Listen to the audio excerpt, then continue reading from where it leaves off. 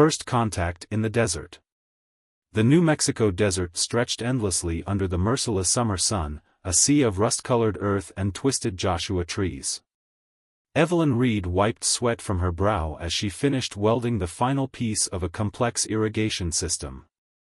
Her workshop, Reed's Repairs, sat isolated among the dunes, a haven for broken machines and impossible fixes. At 42, Evelyn had earned a reputation as the mechanic who could fix anything. Her hands, calloused and scarred from decades of work, moved with practiced precision over metal and wire. Local farmers, ranchers, and even the occasional military contractor sought her out when all other options failed. The day everything changed started normally enough. Evelyn was cleaning her tools when the ground began to tremble. At first, she thought it was another military test from the nearby base. They were always testing something out there. But this vibration felt different, deeper, almost alive. A piercing whine cut through the air, growing louder until it hurt. Evelyn rushed outside just in time to see something massive tear through the clouds. It wasn't a plane or a meteor, it moved with purpose, trailing blue fire as it carved through the sky. The object slammed into the earth about 3 miles from her workshop, sending a shockwave that knocked her off her feet. For several minutes, Evelyn stood frozen, watching the dust cloud rise into the evening sky. Common sense told her to call the authorities. Instead, she grabbed her emergency kit, loaded her old pickup truck with tools, and headed toward the impact site. The crater stretched nearly 50 yards across, and at its center lay something that defied explanation. It looked like a fallen giant, a mechanoid figure nearly 20 feet tall. Its surface gleamed with an otherworldly metal that seemed to shift colors in the fading light. Damage marked its massive frame, tears in its armor revealed complex circuitry and tubes pulsing with pale blue fluid. "Well," Evelyn muttered, approaching cautiously, "you're definitely not from around here." As she got closer, she noticed something that made her breath catch. The Titan was moving. Barely perceptible tremors ran through its frame, like a person shivering from cold. Its head, resembling a sleek helmet with a single damaged optical sensor, turned slightly toward her. A voice emanated from the being, not through sound but directly into her mind. "System, critical, power core breach, immediate assistance required." Evelyn's hands tightened around her toolbox. This was crazy. This was beyond crazy. But something about the pain in that voice, mechanical though it was, struck a chord deep within her. She'd never turned away a machine in need of repair, and she wasn't about to start now. "I'm going to help you," she said firmly, "but we need to get you somewhere safe first." "My workshop's not far." The Titan's eye flickered weakly. "Warning, hostile forces, approaching. Cannot move." Evelyn glanced at her truck, then back at the massive figure. "Yeah, that's not going to work. But I think I know someone who can help." She pulled out her phone and called the one person she trusted with something this big, her old friend Thomas Running Bear, who operated a construction company. Within an hour, he arrived with a flatbed truck and a promise of discretion. As they worked to secure the Titan, Evelyn noticed aircraft lights in the distance. They needed to move fast. Whatever this being was, whatever it represented, she knew in her gut that letting it fall into government hands would be a mistake. The next few hours passed in a blur of activity. Using Thomas's equipment and Evelyn's ingenuity, they managed to transport the Titan to her workshop. Thomas helped her clear space in the large back room, typically reserved for farm equipment repairs. Once they had the Titan secured, Thomas squeezed her shoulder. "Be careful, Eve. Whatever this is, it's bigger than us." After he left, Evelyn faced her new patient. The Titan's eye had grown dimmer, but it tracked her movements. She pulled up her largest toolbox and took a deep breath. "Okay," she said, "let's see what we're working with. Can you tell me your designation?" "Your name?" The response came weakly. "Designation, Sentinel Unit Art 7. Purpose, Guardian." Mission, failed. Well, ARC-7, Evelyn said, pulling on her work gloves, your mission's not over yet. Let's get you fixed up first, then we can worry about the rest. As she began her initial assessment, Evelyn had no way of knowing that this night would change not just her life, but the fate of 2 worlds. In the darkness of her workshop, as distant sirens began to wail, a unique partnership was about to be forged between human ingenuity and alien technology, one that would reshape the future itself. Echoes of the stars. Dawn crept over the workshop, painting the desert in shades of amber and gold. Evelyn hadn't slept, her hands deep in the alien machinery of ARC-7's damaged systems. The Sentinel's eye pulsed steadily now, stronger than before, but still far from fully operational. Your power core design, Evelyn muttered, examining a complex crystalline structure, it's like nothing I've ever seen. These energy pathways, they're almost organic. Affirmative, ARC-7 responded, its mental voice clearer after the initial repairs. Biomechanical integration allows for adaptive healing and enhanced power distribution. Evelyn wiped her brow, leaving a streak of luminescent blue fluid across her forehead. And this fluid, what is it? Quantum plasma. Carries both energy and repair nanites. Warning, prolonged exposure to human tissue not recommended. Evelyn quickly grabbed a rag to clean her face, chuckling despite herself. Now you tell me. Their work was interrupted by a distant rumbling. Evelyn rushed to the window, her heart sinking as she spotted 3 black SUVs approaching along the dusty road. We've got company. ARC-7's eye flared. Detecting multiple human biosignatures. Weapons detected. Tactical assessment, government intervention team. Can you move yet? Evelyn asked, already knowing the answer. The Sentinel's lower body was still completely disabled, critical systems barely functioning. Negative.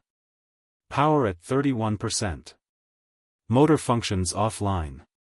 Evelyn's mind raced. She hadn't survived 20 years as a desert mechanic without learning a few tricks. Trust me, she asked the Sentinel. The alien machine was silent for a moment. Available data suggests high probability of beneficial outcome under your guidance. I'll take that as a yes. Evelyn rushed to her control panel, hitting a series of switches. The workshop's floor began to split apart, revealing a massive vehicle lift usually used for farm equipment. This goes down to an old mining tunnel. The whole area's full of them.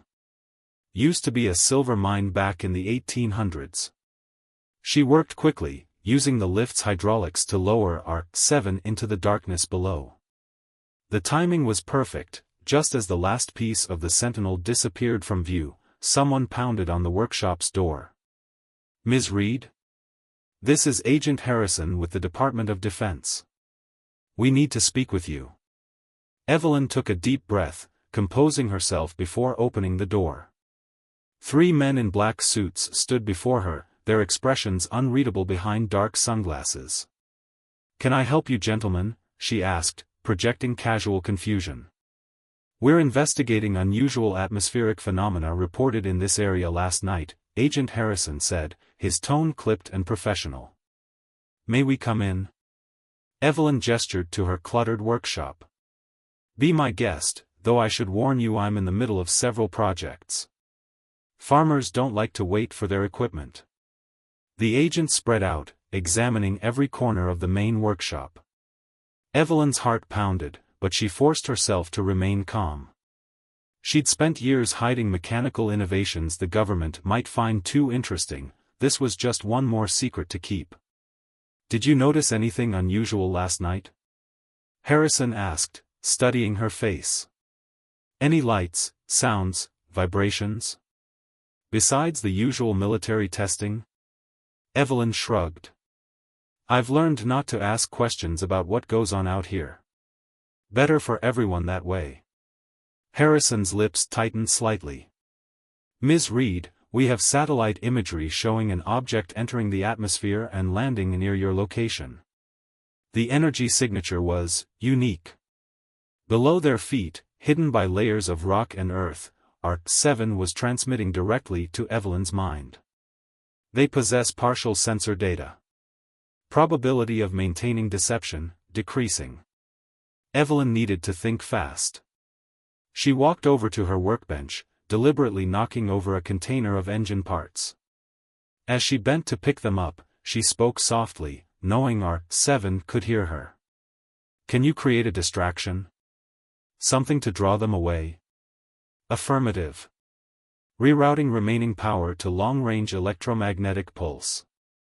Warning, this will deplete emergency reserves." "Do it," Evelyn whispered, standing up with the scattered parts. Suddenly, every electronic device in the workshop went dead.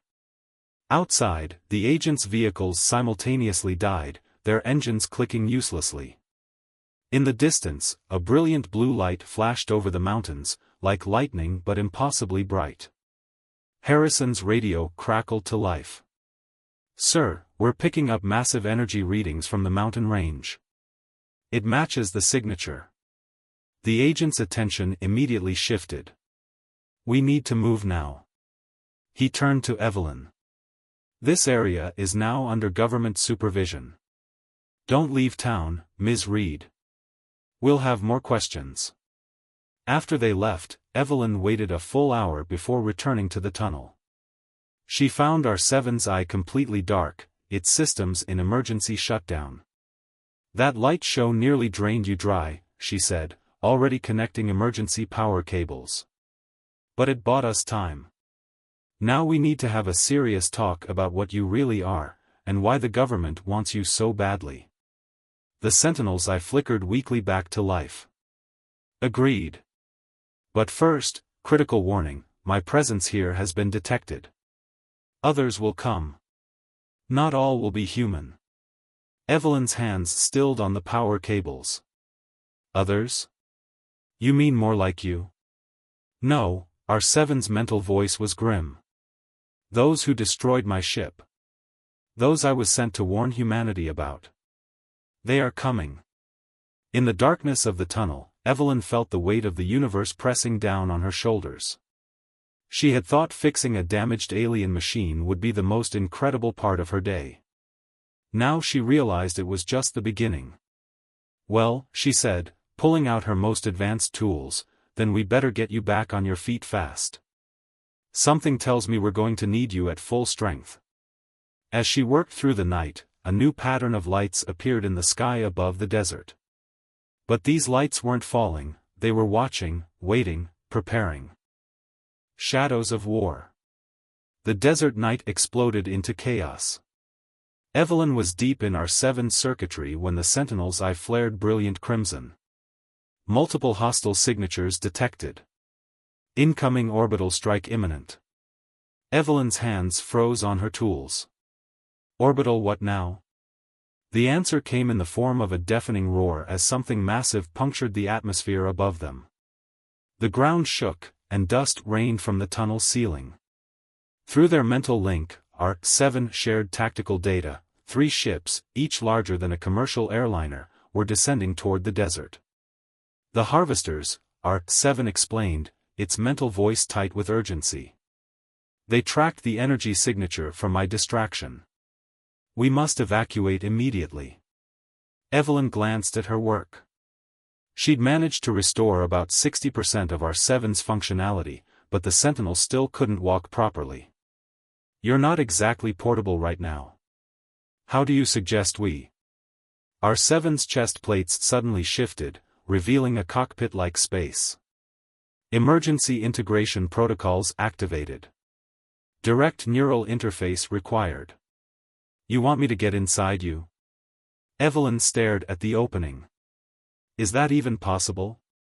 Your mechanical aptitude and our established mental connection make compatibility likely. However, the process is not without risk." Another explosion rocked the tunnel. Chunks of rock crashed down around them. Through their link, Evelyn saw images of the harvesters, massive, insectoid machines designed to strip planets of resources, organic and mechanical alike. Risk is better than death, Evelyn muttered, climbing into the cockpit. The moment she settled in, neural interfaces extended, connecting with her spine and temples. Pain flared briefly, then transformed into something extraordinary. Suddenly, she wasn't just Evelyn Reed anymore. She could feel our 7 systems as if they were her own body. Power coursed through circuits like blood through veins. Sensor data flooded her consciousness, giving her a 360-degree awareness of their surroundings. Neural synchronization at 89%, ARC-7 announced, but now the voice seemed to come from everywhere and nowhere at once. Motor functions restored through shared neural load. Weapons systems online. Together, they stood. The mining tunnel crumbled around them as they burst through the surface, emerging into a night lit by alien ships and weapons fire. Government forces had already engaged the harvesters, but their bullets might as well have been raindrops against the invaders' shields. "They're going to be slaughtered," Evelyn said, watching a military helicopter explode. "The harvesters do not take prisoners," ARC-7 confirmed. "They consume all technology, repurposing it for their expansion. Biological entities are considered waste material." Through their shared consciousness, Evelyn accessed ARC-7's combat protocols. Knowledge of advanced weapons and tactical systems flowed into her mind. She raised their arm, transforming it into a plasma cannon that hummed with power. "Then let's show them some real waste material." The first shot caught a harvester ship mid-descent, piercing its shields and rupturing its power core. The explosion lit up the desert like a miniature sun.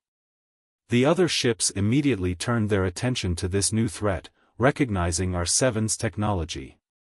Multiple targeting solutions acquired, ARC-7 reported as enemy weapons locked on. Evasive maneuvers recommended. Evelyn grinned, feeling the raw power at their disposal. "How about we show them some good old-fashioned human improvisation instead?" She charged forward, pushing their shared body to its limits. ARC-7's combat programming merged with her instincts as a mechanic, creating something entirely new. They didn't just fight, they danced, turning the desert into their arena. When the harvesters fired their energy weapons, Evelyn used ARC-7 systems to absorb and redirect the power, turning their own technology against them. Years of fixing impossible mechanical problems had taught her to think creatively, and now she had alien technology to work with. The battle raged for hours. Government forces retreated, realizing they were outmatched. But Evelyn and ARC-7 pressed on, their unique partnership proving devastatingly effective against the invaders. As dawn approached, they stood amid the wreckage of 2 harvester ships. The third had retreated to orbit, but they knew it wouldn't be the last they'd see of them. Agent Harrison emerged from behind a burnt-out military vehicle, his suit covered in dust. He stared up at the towering figure of ARC-7, now transformed by its connection with Evelyn. "Ms. Reed?" His voice carried equal parts awe and concern. "I believe we need to have another conversation." Through their neural link, ARC-7 shared urgent data. More harvester ships detected entering the solar system. Estimated arrival time, 72 hours. Evelyn spoke through ARC-7's external speakers, their voices merged into one. "Conversation will have to wait, Agent Harrison. We've got work to do, and Earth isn't ready for what's coming." As they turned to leave, Harrison called out. "Where are you going?" Evelyn/ARC-7 looked back. "To wake up the rest of ARC-7's kind.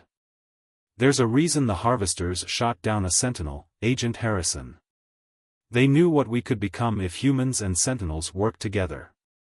They were right to be afraid." They launched into the sky, leaving the desert battlefield behind. Through their shared consciousness, ARC-7 guided them toward a hidden place in the Rocky Mountains, a crashed ship containing dormant sentinels, waiting for worthy partners. The war for Earth was just beginning, but humanity had something the harvesters didn't expect, the ability to turn even the most damaged machine into something extraordinary. And Evelyn Reed, the mechanic who could fix anything, was about to help build an army. Forging the alliance. The Rocky Mountains loomed before them, their peaks shrouded in early morning mist. Through R7's enhanced vision, Evelyn could see the hidden crash site, a massive gash in the mountainside, carefully concealed by decades of natural growth and advanced camouflage technology. How long have they been here? Evelyn asked through their neural link. 63 Earth years, R7 responded. The Sentinel ship crash-landed during your Cold War. Your governments were too preoccupied with each other to notice. They landed near the concealed entrance, their shared systems scanning for any signs of harvester detection. The mountain face shimmered and parted, revealing a vast chamber carved into the rock. Inside, dozens of Sentinel units stood in silent rows, their forms covered in crystalline frost. Warning, R7 announced as they entered. Power levels in stasis pods critical. Extended dormancy has degraded core systems. Evelyn moved their shared body closer, examining the nearest Sentinel. Her mechanical expertise, enhanced by R7's knowledge, saw the problem immediately.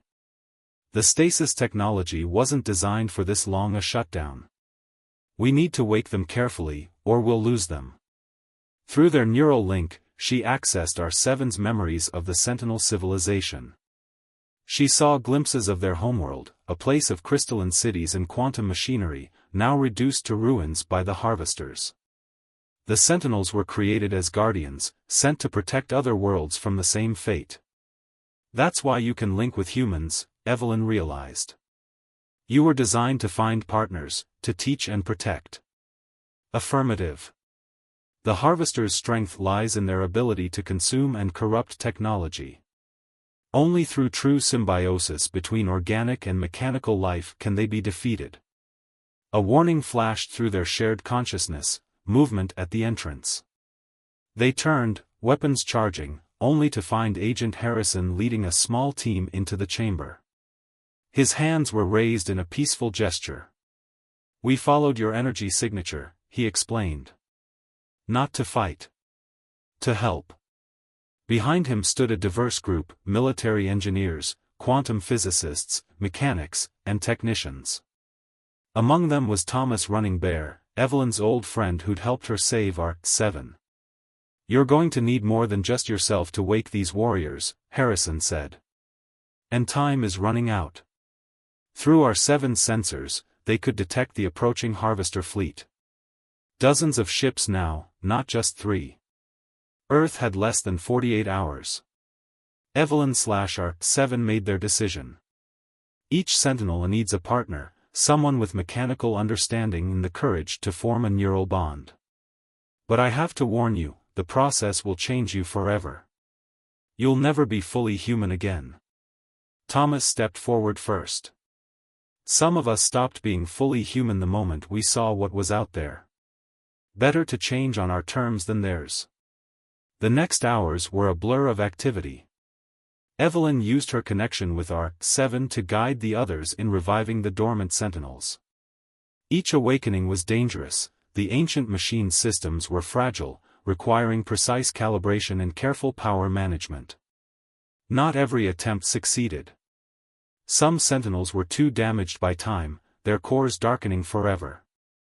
Others awakened but couldn't establish stable neural links. Each failure weighed heavily on Evelyn, but they couldn't stop. As the sun set behind the mountains, 23 pairs of humans and Sentinels stood in the chamber. Each connection was unique, the Sentinels' adaptive technology responding to their partners' individual strengths and ways of thinking. Harrison, now linked with a Sentinel designated V9, addressed the group. The harvesters will reach Earth in 18 hours. We need to prepare the planet's defenses, but we also need to keep this operation secret. Mass panic won't help anyone. Through their shared neural network, the Sentinel-human pairs coordinated their plan. Each would protect a strategic location, power plants, military installations, population centers. Evelyn and R7 would lead the main defensive force, using their experience from the desert battle. But as they prepared to deploy, ARC-7 detected an anomaly in the Harvester fleet's approach pattern. They are not moving directly to Earth. Secondary trajectory detected. Calculating. They are headed for your moon. Evelyn felt ARC-7's sudden surge of concern through their link. What's on the moon that they want? Not what is on it, ARC-7 replied grimly. What is beneath it? The Sentinels did not choose Earth by accident. Your moon contains an ancient weapon, placed there by our creators. If the Harvesters reach it first, they'll use it against us, Evelyn finished. She turned to the others. Change of plans. We need to split our forces. Half for Earth's defense, half for the moon. And we need to move now. As the Sentinel-human pairs prepared for humanity's first interplanetary battle, Evelyn felt ARC-7's consciousness merge even more deeply with her own. Their partnership had evolved beyond mere cooperation. They were becoming something entirely new, neither fully human nor fully machine. And as they launched into the night sky, leading their small army toward the stars, Evelyn realized that this was what the Harvesters truly feared. Not the Sentinels' technology, but the unpredictable power of human innovation combined with Sentinel wisdom. Together, they were becoming something the universe had never seen before. Legacy of Two Worlds. Space unfurled before them, an endless void punctuated by stars and the approaching Harvester fleet. Evelyn had never imagined her first trip off Earth would be like this, merged with an alien Sentinel, leading a hybrid army toward an ancient weapon hidden in the moon. Through their neural network, the Sentinel-human pairs coordinated their approach. Half the team, led by Harrison and V9, remained in Earth's atmosphere, preparing planetary defenses. The rest followed Evelyn and ARC-7 toward the moon, their enhanced bodies adapted for space travel. Multiple Harvester signatures detected, ARC-7 announced through their shared consciousness. They have divided their forces. Primary fleet approaching lunar surface. Secondary fleet maintaining Earth trajectory. Evelyn processed the tactical data flowing through their link. The Harvesters had brought over 50 ships, far more than their small force could handle directly. But direct confrontation wasn't the human way. Show me the weapon's location, she requested. ARC-7's memories flowed through their bond. Deep beneath the moon's surface lay a massive chamber, built by the Sentinel's creators eons ago. At its heart was the Nexus, a device capable of manipulating quantum fields on a planetary scale. In the right hands, it could end the Harvester threat forever. In the wrong hands, it could tear the solar system apart. We're not going to let them reach it first, Evelyn declared, broadcasting to their team. New plan, everyone. Time to show these scavengers how Earth fights back. The battle erupted across two worlds simultaneously. Above Earth, Harrison's team engaged the Harvester fleet in a desperate holding action. Their Sentinel partners' advanced technology, combined with human tactical innovation, kept the invaders at bay, but they were badly outnumbered. On the lunar surface, Evelyn's team raced against time. The Harvesters had landed their largest ships, deploying massive drilling machines that began boring into the moon's crust. Each blast brought them closer to the Nexus. They're using stolen Sentinel technology, ARC-7 observed as they fought through waves of Harvester drones. But their understanding is incomplete. They consume without comprehension. That gave Evelyn an idea. Then let's give them something to choke on. Through their neural link, she shared her plan with the team. Years of fixing broken machines had taught her that every system had its vulnerabilities, especially systems cobbled together from stolen parts. The human Sentinel pairs split into three groups. The first engaged the Harvesters directly, drawing their attention. The second slipped behind enemy lines, targeting their drilling equipment with precisely calibrated electromagnetic pulses, not to destroy, but to corrupt. Evelyn and ARC-7 led the third team straight down one of the Harvesters' drill shafts, racing toward the Nexus. Above them, the the battle reached its crescendo as the corrupted drilling equipment began to malfunction. Harvester systems, designed to consume and repurpose technology, started absorbing their own corrupted code. "The virus is spreading through their network," Thomas reported through the neural link, his voice merged with his Sentinel partners. "Their ships are starting to turn on each other." But they weren't finished yet. The largest harvester vessel detached from the fleet, diving straight toward the moon's surface. Its intent was clear: if they couldn't have the Nexus, they would destroy it. Evelyn and ARC-7 reached the ancient chamber first. The Nexus hung suspended in a field of quantum energy, its crystalline structure pulsing with untold power. Through ARC-7's knowledge, Evelyn understood its purpose: not a weapon, but a key. A way to unlock the full potential of human Sentinel synchronization. "All pairs, converge on our location," she commanded. "We're going to end this." As the chamber filled with human Sentinel pairs, the harvester ship smashed through the lunar crust above them. But they were ready. Each pair took their position around the Nexus, forming a circle. Through their neural network, they joined their consciousness into something greater than the sum of its parts. Evelyn felt ARC-7's presence merge completely with her own. No longer pilot and machine, but a perfect synthesis of organic innovation and mechanical precision. Around them, the other pairs underwent the same transformation.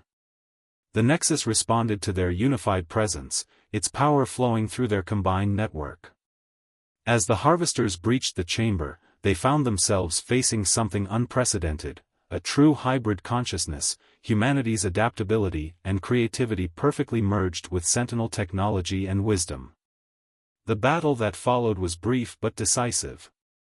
The harvesters, for all their stolen technology, couldn't comprehend what they were facing. Their weapons, designed to corrupt and consume, had no effect on beings that had transcended the boundary between organic and mechanical. When it was over, the surviving harvesters fled, their fleet in ruins. But the transformation couldn't be undone. The human Sentinel pairs had become something new, something that would change the course of both their civilizations. Back on Earth, Evelyn stood with ARC-7 in her desert workshop, now expanded into a training facility for future human Sentinel pairs. The government had officially recognized their group as Earth's first line of defense against cosmic threats. More importantly, they were bridges between two species, proof that difference could become strength. "What do you think they'll call us?" she asked ARC-7, though the question flowed through their shared consciousness before she spoke it. "The humans have already chosen a name," ARC-7 replied, their merged voice carrying a hint of amusement. "They call us the Titan Guard." Evelyn smiled, feeling the desert wind against their shared form.